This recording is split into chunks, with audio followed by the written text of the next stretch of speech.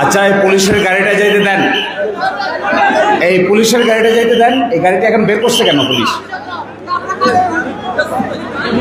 এটা ওর দরকার কি ছিল এখন বের করা? জরুরি কিছু? ওকে জিজ্ঞাসা করো তো তার দরকারটা কি এখন।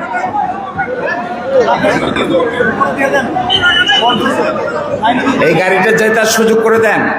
সবাই একটু শৃঙ্খলা করে এই গাড়িটাকে যাওয়ার সুযোগ করে দেন, প্লিজ প্লিজ সুযোগ করে দেন। ওকে ওর কাজ করতে দেন। পুলিশের কাজ পুলিশ করেছে, পুলিশের কাজ পুলিশ করুক, আমাদের কাজ আমাদেরকে করতে দেন।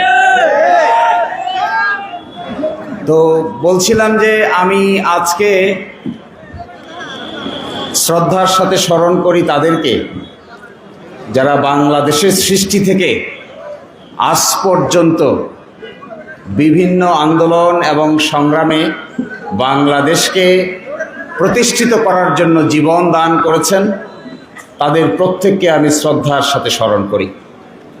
বিশেষ করে এই অঞ্চলে আমি শ্রদ্ধার সাথে স্মরণ করি যারা অত্যন্ত বর্ষীয়ান রাজনৈতিক নেতৃবৃন্দ ছিলেন। বিভিন্ন সময় এই ভাটি অঞ্চলে মানুষের মুক্তির জন্য বছরের পর বছর চেষ্টা করে গেছেন। আমি তাদের প্রত্যেককে তাদের প্রাপ্য সম্মান দেওয়ার জন্য আমার কাছে কোনো কার্পণ্য বোধ নাই। আর এই মুহূর্তে আমি দোয়া করতে চাই বেগম খালেদা জিয়ার জন্য, যিনি মৃত্যু শয্যায় আছেন।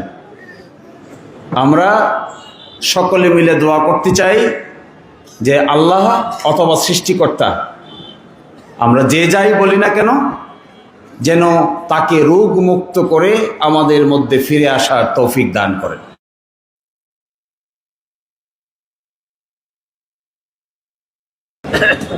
রাজনীতি কোনো ছোট মন দিয়ে বড় রাজনীতি করা যায় না।